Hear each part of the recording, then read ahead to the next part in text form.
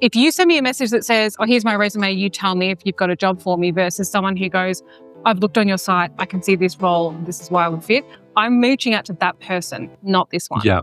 You're listening to the Playlist Podcast. I'm Benjamin Dorr, and today I'm talking with Danielle Walker, who's the Chief People Officer here at the 3000 Studios. Dani and I are talking video games, HR, and ways to kind of get your foot inside the door of the video games industry. So without further ado, let's get into it. Some people, when I say I work in HR, they don't even know what it is. And then I say human resources and they go, oh, okay. And that's about it. Unless they want a job in games, then they're really interested to hear about my life story. But yeah, no, otherwise, HR people like HR people. That's about it. I'm guessing, a lot of people listening to this podcast may not be in HR. And if you were to kind of succinctly define what HR is in relation to, a gaming studio, how would you describe it? I would say anything to do from when you start and finish at work.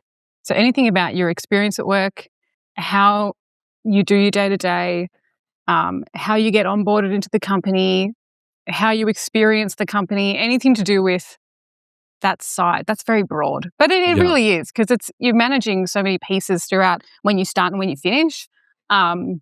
Ideally, I say ideally because I know many businesses are different. But in my ideal world, the HR person is someone that you can reach out to and ask questions that you don't know or don't know to ask anybody else. So they should be your go-to person for your day-to-day. That's what I usually say in a very high-level nutshell. Yeah. When people ask me who don't know what HR is, I usually say it's the recruitment, the hiring, the onboarding, management of employee-related things that are in your contract is an easier way to describe it, I think, because there are a number of people who haven't actually had a lot of exposure to HR, or they've had a really negative exposure to HR. Yeah. I mean, I think HR, even the term human resources, makes me think that there's like a warehouse of vacuum sealed humans. These are our human resources. It doesn't sound very people friendly, but to your point, it is a very people orientated role. But I think the wording of human resources, it doesn't make it, approachable. And I think a lot of people do have a fear of human resources, but I think that also comes down to, it's experience, but also the size of the organization changes how complicated human resources is and all that kind of stuff.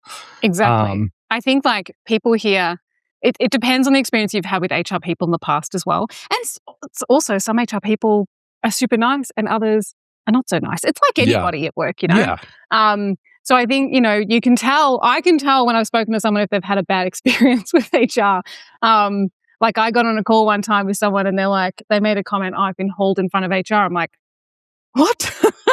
But that's also because we relay messages that are sometimes not nice as well. So maybe not nice. That's the wrong way to put it. Messaging that is maybe not what people want to hear. But it comes with the role. But I do remember a few years ago when people started to transition calling it human resource to people and culture and the culture team and trying to change. I'm like, it is what it is. It is really interesting, that rebranding from HR to people and culture, because it's trying to kind of soften the image of HR. And this is tied up, I guess, the 30,000 foot view is, obviously when you have layoffs or if you have changing work policies and changing climates within industries, it all comes down to the HR person really being the face of a lot of that communication, along with leadership as well. And it's definitely, I would say probably the most complex role in organizations. I remember when I started in HR, as an HR assistant back in the day, and I left HR very briefly and worked in another role entirely. I was in account management because I was I don't want to have to be the person to tell someone that they've just lost their job. You can call me people and culture, you can call me HR, it doesn't matter what you call me, as long as I'm doing the right things and treating people with respect and, doing my role well. I don't really care what you call me. And maybe Again, it is to help soften it to other people who, aren't as experienced, or maybe it's to sort of get a different viewpoint on what we do. But I'm a bit more lax when it comes to like what it's called, I guess. Yeah. I think you're also unique in the fact that, you obviously work in HR, you work in a gaming studio, but you're also incredibly passionate as a gamer, and can hold your own with the best of them. Talking about games specifically, but just your enjoyment of them. So this is a nice segue into kind of talking about your first gaming love, or that first game that really opened your eyes to what gaming could be. I think the first game that I remember thinking, oh, I really, really like games and want to play heaps of games was Ocarina of Time, which is just a classic one. Because I remember the Nintendo 64 was my first console that we got. By me, I mean me and my siblings, because we had to Yeah. share. But playing Banjo-Kazooie for the first time was like really, really fun. But then Ocarina of Time was the first like, oh, you can explore this world and there's a story. And like, it was just such a different experience to other games that I'd played in the past. So it wasn't the first game I played, but that's like the first game that was like, I really like games. Yeah. And I really like exploring worlds and like this type of game, because that has really then dictated all the other games I've played. Like having a look at everything else I've played, it's all been that immersive world, storytelling, interesting characters, all of that sort of stuff. So I think Ocarina of Time is probably the first game that made me go, I like playing games all the time now, I think that's what I'd say anyway. Yeah. I mean, do you think that initial love of Zelda has followed through? Like, have you played, Breath of the Wild, Tears of the Kingdom? Yeah. I think I've played Breath of the Wild about 5 times all the way through. And I literally just started replaying it again on the weekend because I was like, I need to play something new. And then I just put Zelda on. So no, I haven't played all of them. I need to go back and like play a couple extras, but I've played a lot of them. So I think that's definitely one of my favorite franchises. Like a lot of the games that I don't play with other people. Yeah. Like there's only a handful of games that I can recall that I've actually played. Like Borderlands 2 was one, that I play with other people, but most of the games that I play are like, it's just me. So Yeah. when there are games that come out, like those games where you're playing with people, you're doing things, I didn't find it very engaging or interesting because I'm like, I don't want to play with other people. I don't even like companions in games. I've ranted before about social games because I'm the same. Like, I want to play a game where I get lost and immersed in that world, and I don't want to have Exactly. to always think about like the social aspects, because I can socialize in other contexts, but I really love a single player experience I can be in and kind of just be immersed in it without getting that other, like, we've got to play together. I don't know. 100%. No, Yeah. I agree with you. I hands down, I think the amount of times that a game will come out, like one of my favorite franchises will release their next game and it'll be like, multiplayer, play with your friends. No, gone. Like I Yeah. think it was Fallout 76. I Yeah. did buy that game and I played it for like half an hour and I'm like, I don't want to do this. And because then I think at the time they were like, you have to pay to not play online. Something weird happened. I can't remember. But I was like, I don't want to, like I said, I don't even like companions in game. When I get a forced companion in a game, I'm like, can you leave? Like, I don't want you here. So, like, yes, I like talking to people in the real world, but when I'm in the Yeah. games, I'm like, bugger off. Like, what are you doing here? With the exceptions, Borderlands 2 is super fun. I play with a bunch of Yeah. people in that game. But like minimal exceptions. Otherwise, Yeah. leave me. Like even when I'm playing games on my own and my husband's like, hi, I'm like, no. So Yeah. single player all the way. How did you find your way into the games industry? And like another question related, what were some of the industries you worked in before hitting the games industry? So I worked in a bunch of different places, but a bunch of different industries. Like I was in construction. I was in like fire maintenance. I was in automation engineering. I work for an employer association. Like it's all a bunch of different stuff. But I did that deliberately. Like when I was younger, I'm like, I'm going to change jobs every 2 years. I'm going to do something different. And when you're working in HR, you can pretty much work anywhere in any industry. Yeah. So yeah, I was in a bunch of different, and working at the employer association. I did workplace relations advice, and you were advising to businesses.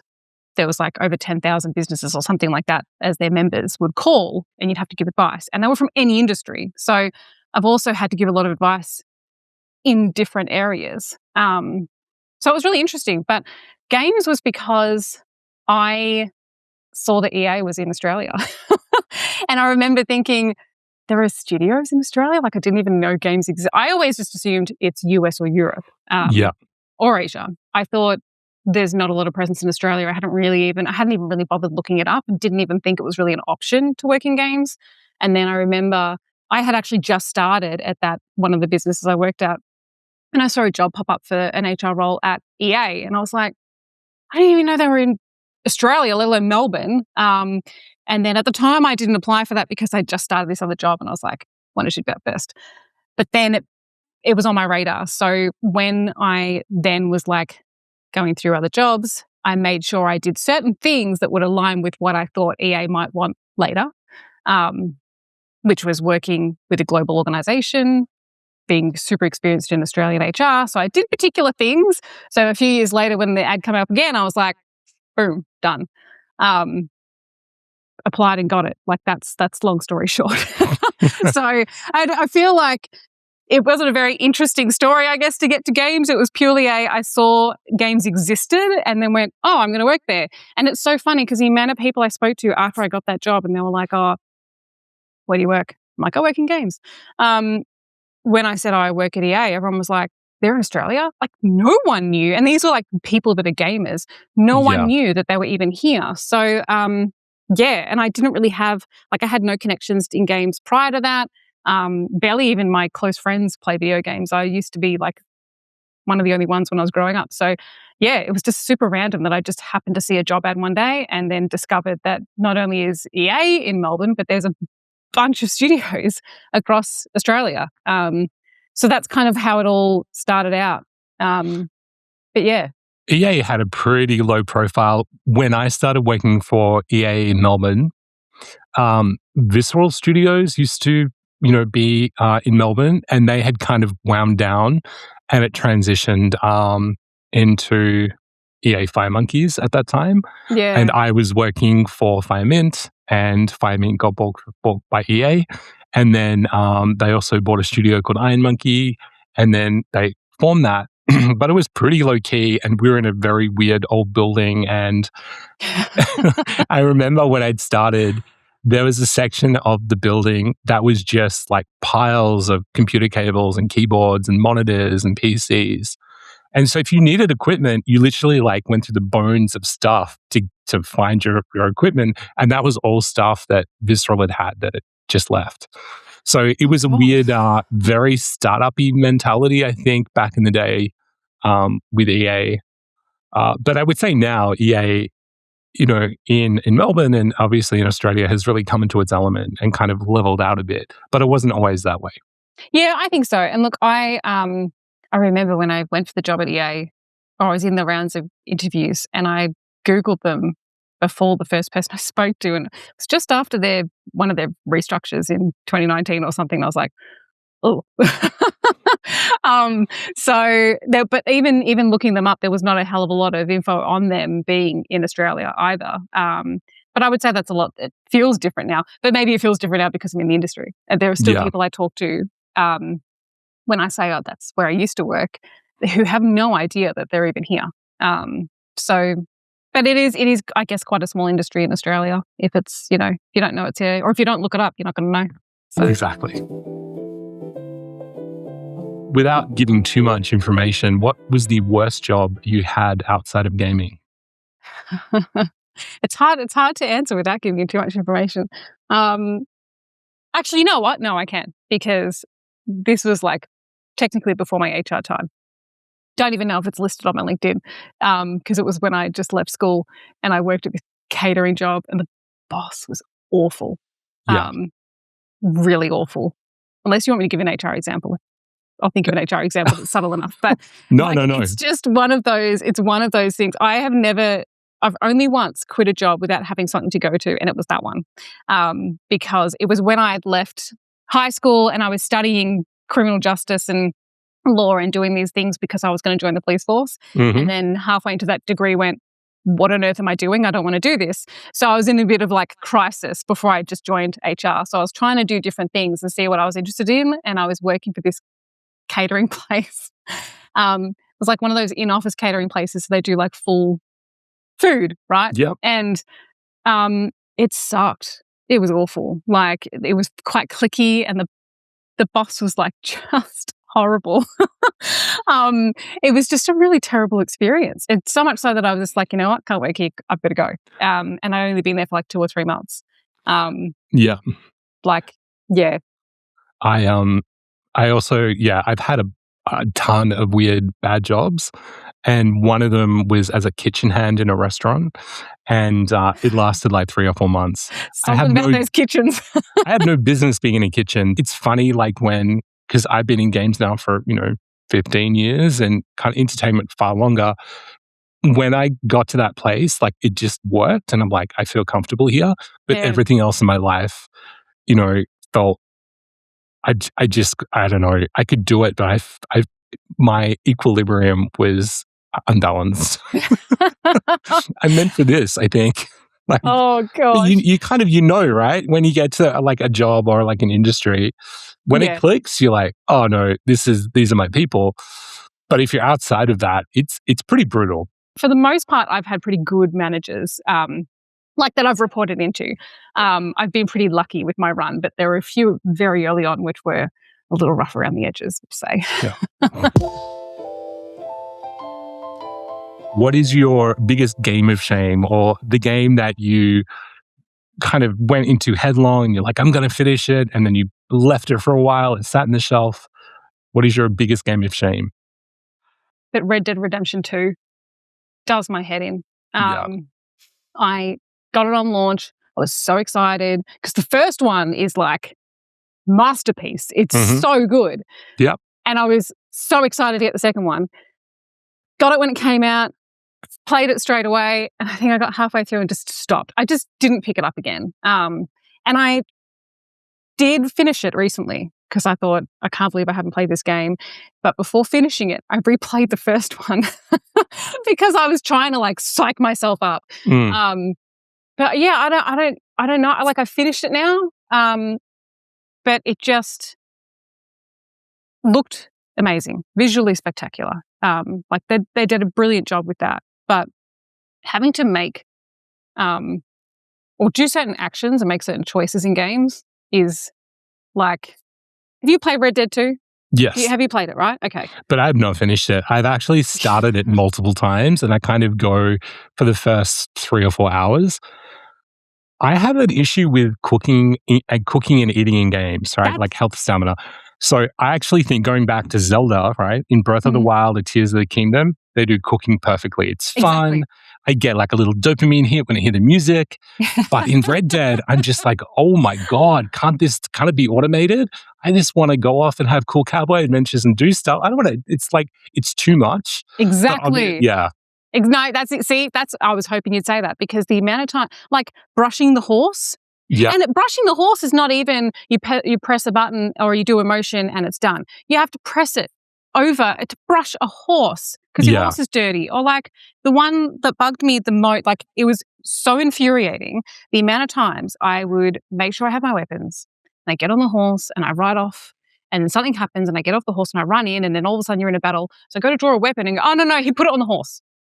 What's like, he'd store the weapons on the horse, and then I'm like, okay, well now I have a little pistol and my bow and arrow. Oh no, the bow and arrow was stored on the horse. Like it would do my head in. I'm like, it's so much. I would rage so hard sometimes because the amount of times, like I think all my husband would hear would be yelling because I'd get on the horse and he'd go to unload the weapon and put it on the horse. I'm like, you don't need to do that. It's so unnecessary. Like why? I'm like, exactly, the eating the food, or like Arthur needs to have a nap. I don't care. Get on your horse and go right over here. Like it's so it was infuriating. Or like looting, like super crazy. Oh, sorry, you go. No, I was going to say, you know what we should do? We should make a mod for Red Dead 2 called Red Dead 2, the no bullshit mod. And we take out all the cooking and the eating, and we take out the brushing of the horse. Your guns disappear when you want them. Like all of the things that irritate, we just streamline the whole experience. Exactly. Yeah. Like cleaning my gun. Look, don't get me wrong. Weapon degradation is popping up a lot in games now. Yeah. It is what it is. Like even Zelda Breath of the Wild, like the weapons breaking when I first played that game, I was like, excuse me. Not in our mod, though. Exactly. Infinite weapons.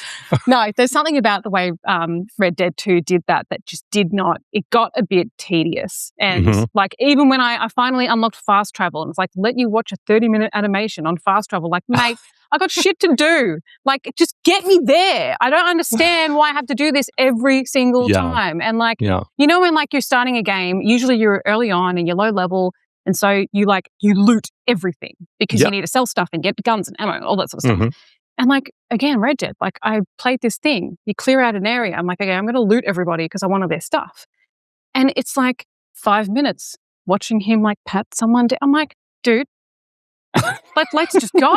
And then all of a sudden the cops are there. I'm like, how did you even know I was here? Like the realism in that game, that aspect of it, I could not do it. When the game becomes too much like life, it stops being a game. Exactly. That's, and that's the balance. And I think it's a really, it's an interesting kind of designer slope thing of like, how far can you take it? Because you can make it super immersive and fill it with all the minor details, but it looked beautiful enough to tick off the realism box for me, I think. Look, don't get me wrong. I appreciate that they did something different and, but I played it once. I finished it once. I don't think it's a game that I'm going to pick up. And I see people talk about this online. They're still playing that game.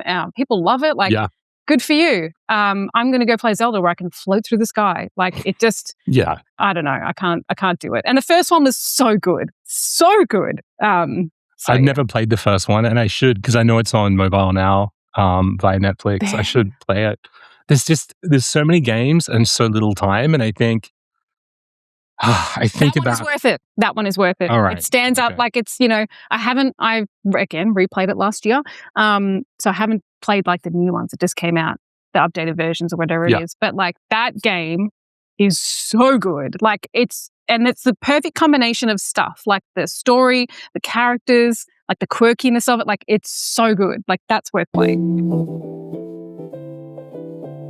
You are obviously a very popular person when you're at kind of gaming cons or you are at universities, because you're in HR and you're part of the hiring process for game studios.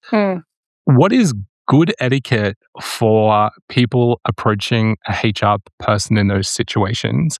What are some of the do's and don'ts that you feel are kind of mandatory, I guess? Oh gosh, that's a really good one. I think just actually saying hello to begin with, because I remember, again, going back to my first, when 3000s launched and we went to GCAP that year, I had so many people who would like reach out and want to say hi, but then they didn't end up coming up and saying hi. And we were fairly unknown at that point too, for the most part. But yeah, I think it's a little nerve-wracking for some people, I think, to come up and just say hello and be that outgoing. So I think one thing is just to make the attempt to say hello and introduce yourself and say hi. And at least have your details ready as far as like, here's my LinkedIn, here's my stuff, so that I can get onto you quicker. Because obviously there's a lot of people who are coming in and out. But I think also just, if you don't want to if you're not a social, because like, especially within games, a lot of people aren't outgoing or want to be social. Like, you go to these events expecting to be able to talk to a lot of people, and then when you get there, everyone just stays in their groups. You know what I mean? Like, it's actually even hard for me to be like, oh, should I just go up and start chatting to people? I'm like, everyone feels like they're quite comfy and don't really want to socialize. So I think that if you do want to socialize or say hi to someone, go up and just say hello. Like, the worst that can happen is you say hi and that's it. I think that goes back to your point before, like, where we're based in Melbourne, Australia, it's a very small industry. That small industry has dozens and dozens of indie studios, plus, there are bigger publishers as well. So everybody kind of knows each other, but at the same time, everyone is quite cliquey in their kind of groups and clusters. Yeah. And to your point, people that work in games are not always the most extroverted personalities. Mm. And it does take a lot of courage and, to put yourself out to someone Yeah. and make that connection. And outside of your comfort zone, I think people who are comfortable in a certain circle are fine. But to go off, it is quite a big leap. It is.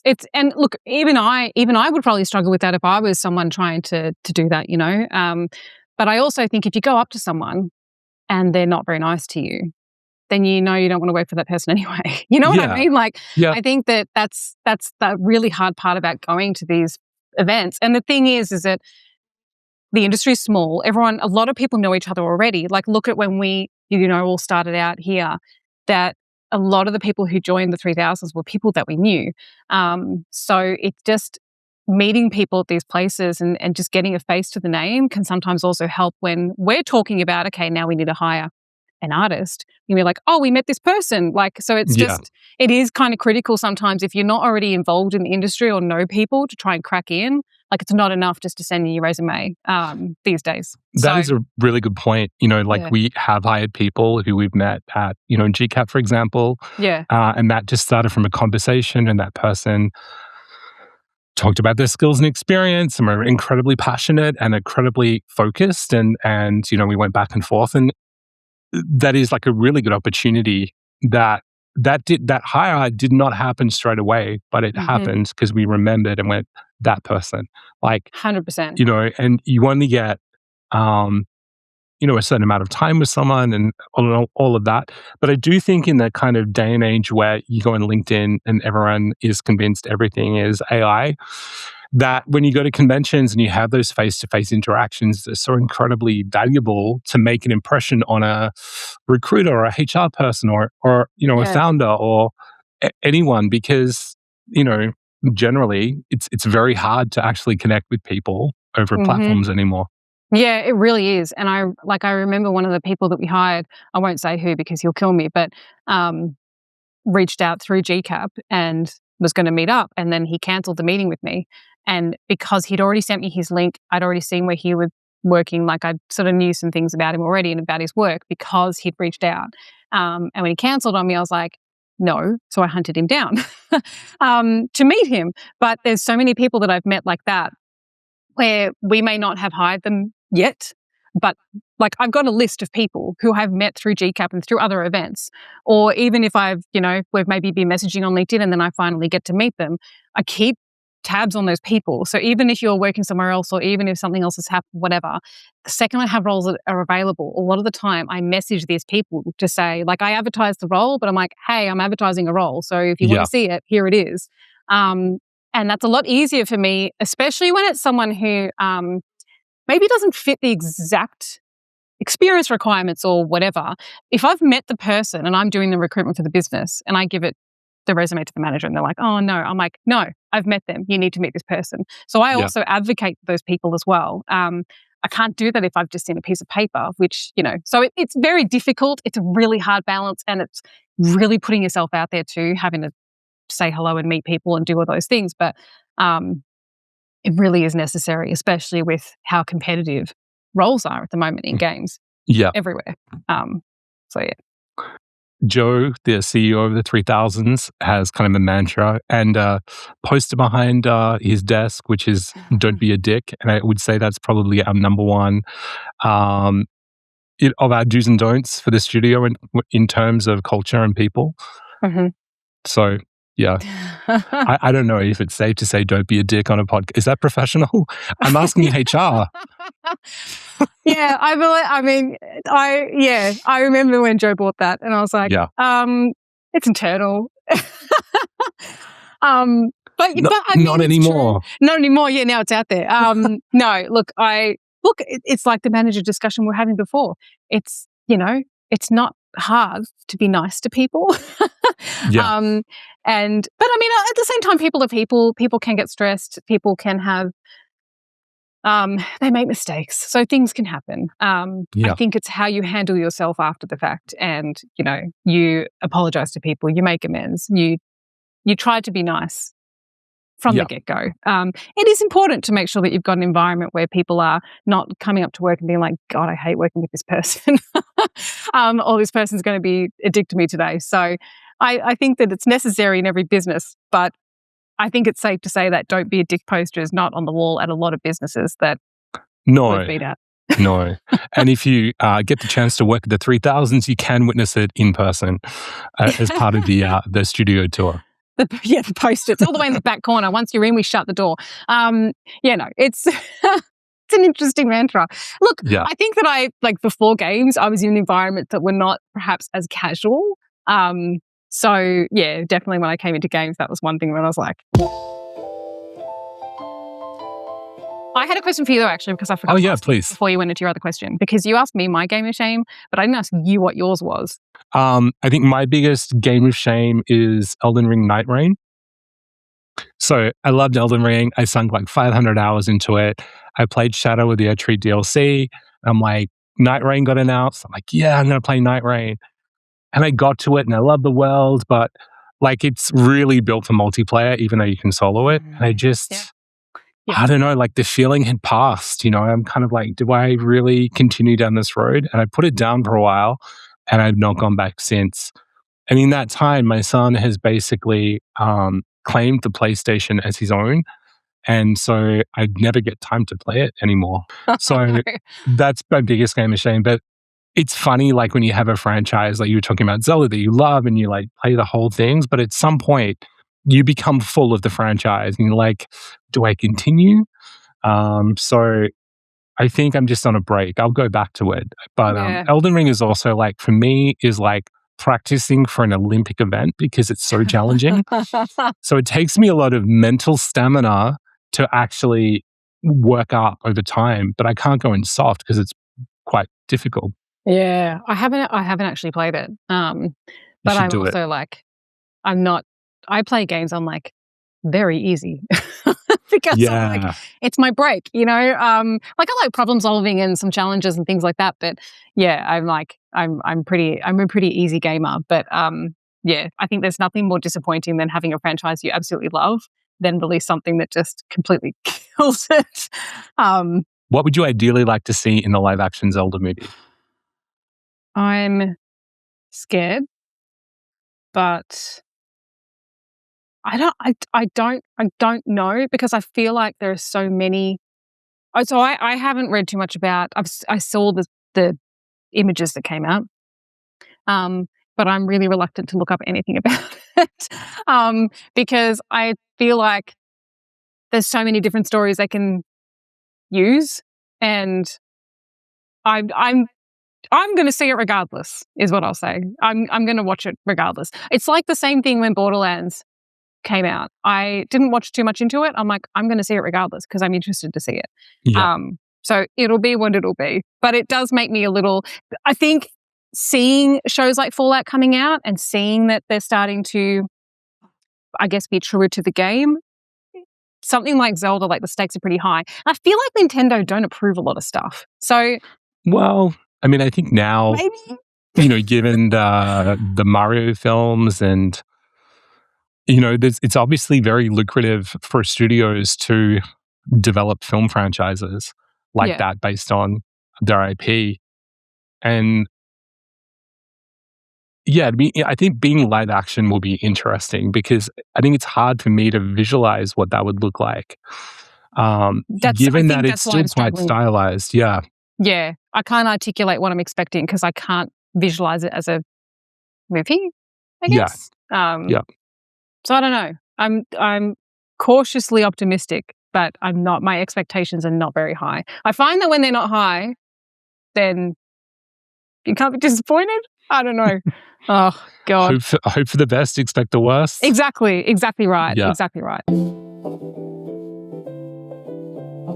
You know, I think it'd be really valuable if you could talk about, we kind of touched on this before, but, you know, if you are looking for a job in games and say you've just graduated, you know, uni or you've had a couple of years experience under your belt, what are some of the things that you would tell people in that position that could help them be employed by a studio?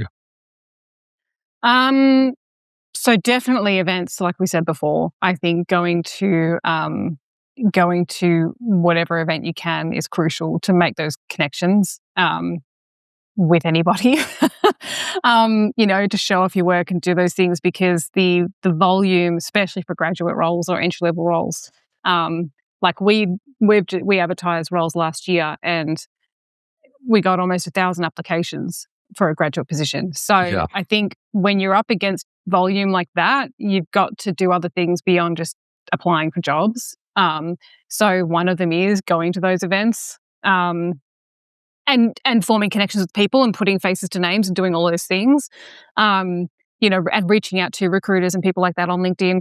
It doesn't hurt. You may not always get a reply because, again, my inbox on LinkedIn is so flooded right now. I can't keep on top of people that are coming through. Yeah. So if you are going to reach out to people like that, personalize the message, because I get a lot of spam that is just copy paste. So that's another one. But then I guess also, because I read a lot about this on LinkedIn about tailoring resumes and things like that. People saying they're applying to 100 jobs and they don't even hear from companies back. They're not going to tailor a resume. It's too much time, all that sort of stuff. But you've got to remember that we're looking at that volume of resumes. I mean, we look at them. I know companies use AI to filter things out nowadays, but we actually look at the resumes, and you can see pretty quickly when people have tailored it for your job ad and when they haven't. So it's important to put attention to detail with those sorts of things, because you've got to try and stand out against all the competition. This sounds very dire. It sounds very miserable.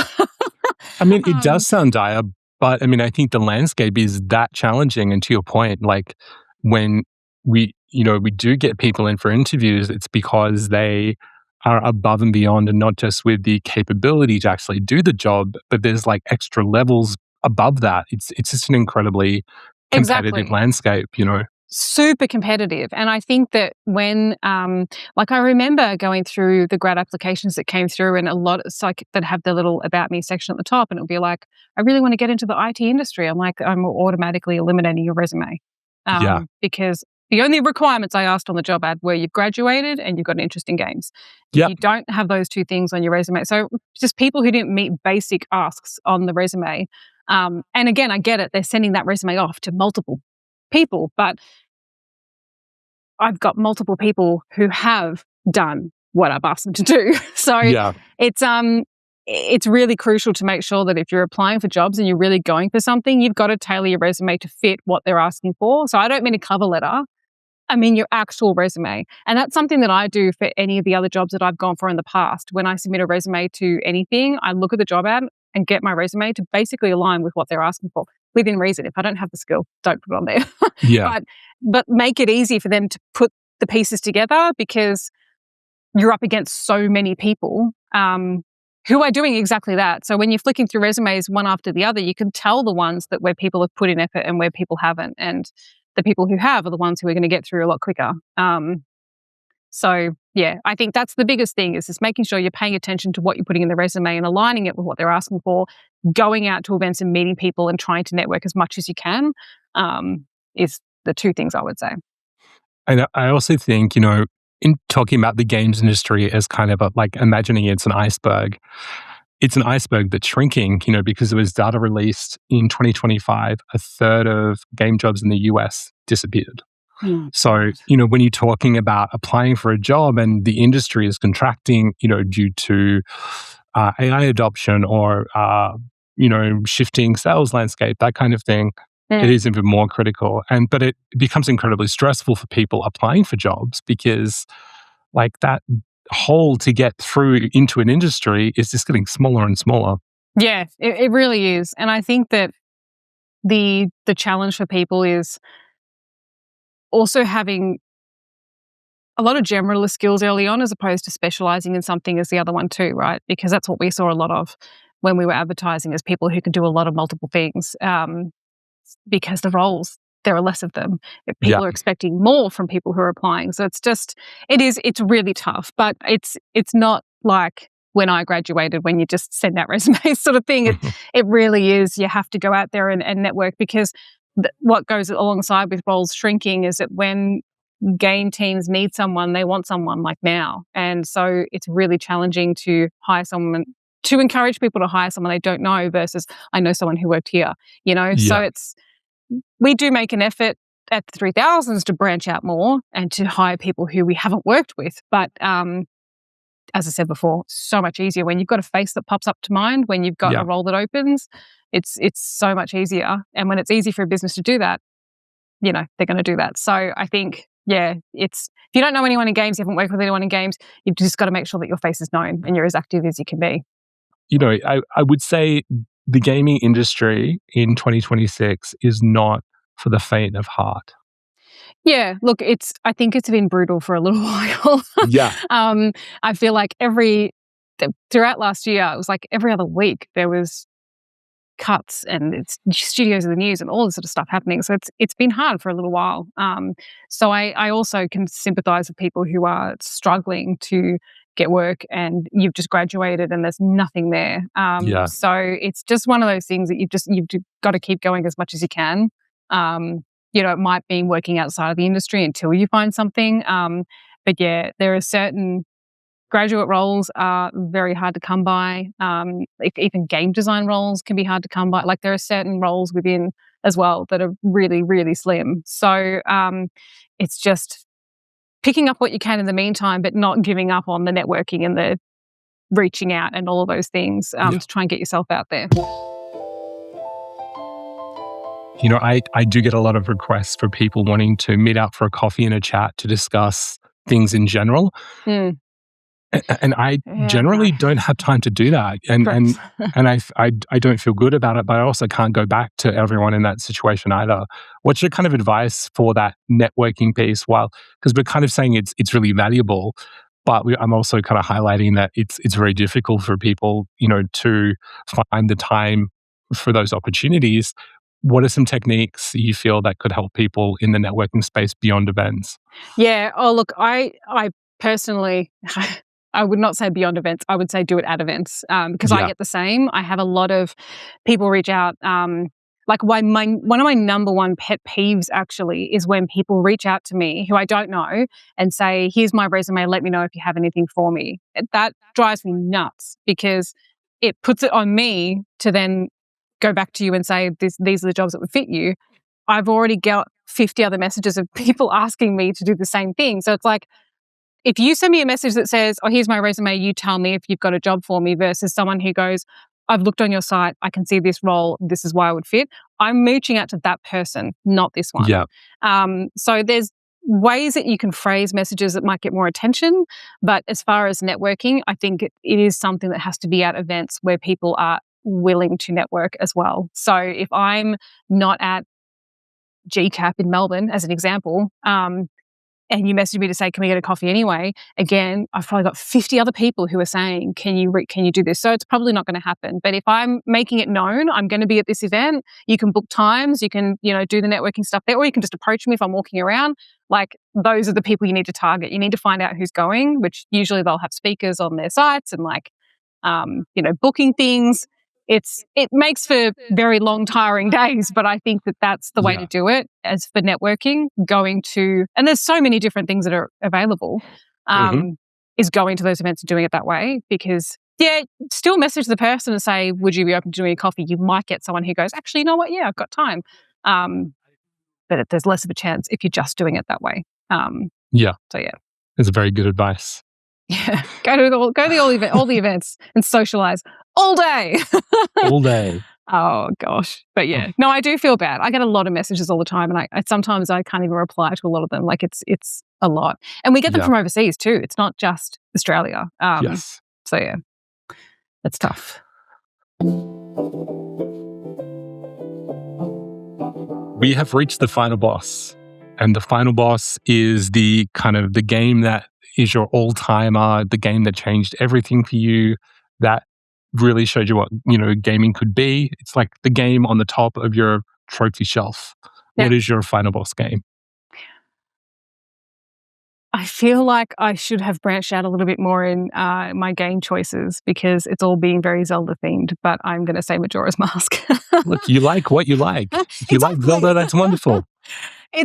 I feel like, so before I think I said Ocarina of Time was the game that made me go like, "Oh, games are really fun."